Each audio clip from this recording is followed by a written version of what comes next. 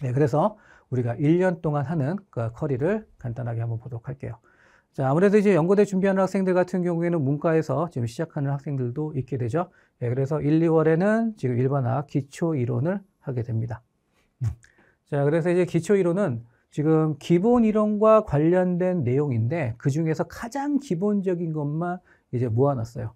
그래서 전체적으로 우리가 해야 될 부분들을 한번 훑어보자라는 개념에서 하게 됐죠.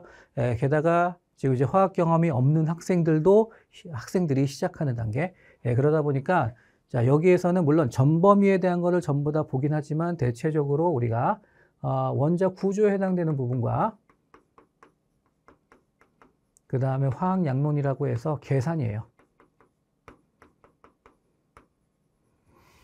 그래서 화학을 처음 경험하는 학생들 같은 경우에는 생각보다 계산이 상당히 좀 쉽지 않습니다. 그래서 몰이라는 개념 때문에 그런데 화학에서만 특별하게 쓰게 되는 그 개념 위주로 굉장히 많은 연습을 할 거예요. 그러면서 전반적인 일반학에 해당되는 거의 대부분의 영역들을 한번 쭉 살펴보게 될 겁니다. 기본적인 내용만.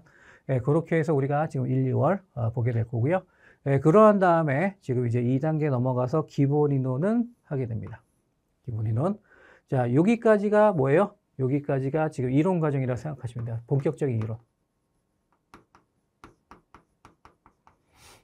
네, 그래서 지금 이제 아까 얘기했던 우리가 지금 연고대 했을 때 필요한 심화 빼고 그 과정 있죠? 그거에 해당되는 내용을 전부 다 여기서 다루게 됩니다.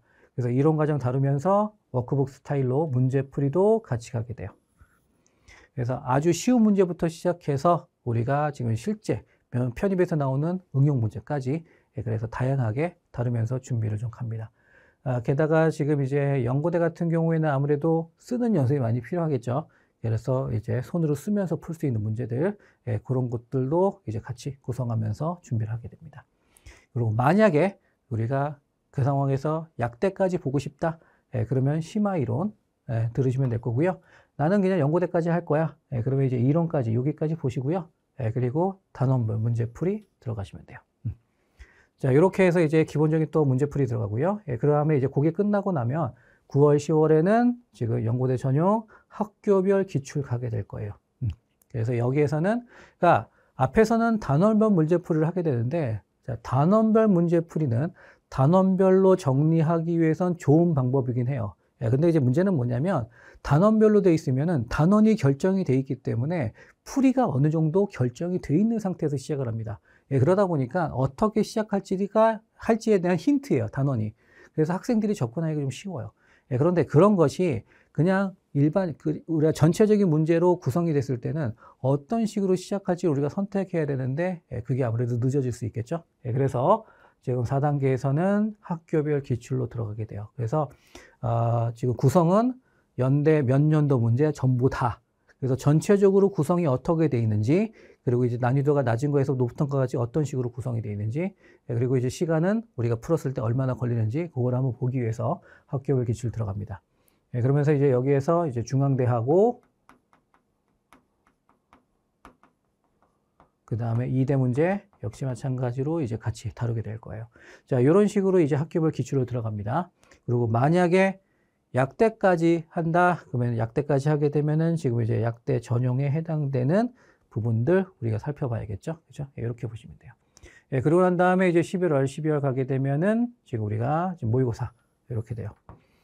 그래서 이제 객관식하고 그 다음에 지금 이제 서술형하고 섞어서 연대하고 고대를 같이 준비할 수 있게 그렇게 해서 이제 모의고사를 준비를 했습니다. 그렇게 해서 이제 6주 준비하고 난 다음에 그 다음에 이제 시험 보시면 돼요. 아무래도 이제 처음에도 얘기했지만 연고대 같은 경우 솔직히 타임 어택이 그렇게 필요하진 않아요. 그렇지만 평상시에 그래도 연고대보다는 살짝 난이도를 높여서 준비하는 것을 추천합니다. 그래서 평상시에 좀 어려운 문제도 풀어야지만 그래서 이제 실제 시험 문제 갔을 때는 내가 했던 것보다 훨씬 더 쉽네. 그러면 실수도 줄어들고 시간도 역시 마찬가지로 줄어들 수밖에 없어요. 그렇게 해서 시간 관리를 하는 거죠. 그래서 문제 자체는 평상시보다 약간 어렵게 한다. 그래서 실제로는 제가 제 반에 연고대 들어오는 학생들 솔직히 배우는 과정은 의대하고 약대를 준비하는 학생들하고 똑같이 웬만하면 진행을 합니다. 그래야지만 연고대 문제가 쉽게 느껴진다는 거. 요거는 제가 이제 마지막에 합격생을 보면서 다시 한번 얘기하도록 하겠습니다. 자, 유기학 커리예요. 자, 유기학 커리는 지금 5월부터 시작합니다. 아무래도 이제 유기학 같은 경우에 솔직히 일반학과 같이 시작하게 되면은 일반학에 해당되는 개념이 완성이 되지 않은 상태에서 시작하게 되면 유기학은 상당히 까다로워요. 일반학은 단순하게 계산 문제가 많은 반면 유기학은 오로지 반응입니다.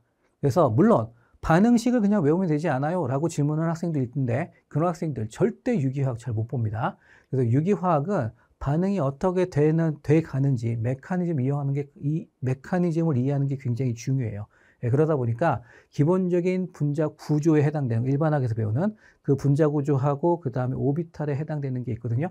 예, 그것들을 정리하고 난 다음에 시작하는 게 가장 좋다라고 생각을 합니다. 예, 그래서 이제 5월에 유기화학 기본 이론을 시작하게 돼요. 그래서 이제 기본 이론하고 그 다음 심화 이론 또는 이제 기본 이론 1, 기본 이론 2 이렇게 구성이 되어 있는데 연고대만 준비한 학생은 지금 여기까지만 들으면 될 수 있게 제가 구성을 했습니다. 그러니까 이제 아까 얘기했던 영역 있죠? 방향족까지, 거기까지가 지금 여기에요. 자, 이렇게 보시면 되고요. 예, 그리고 만약에 의학계열까지 관심이 있다라고 하는 학생은 여기까지 보시면 됩니다.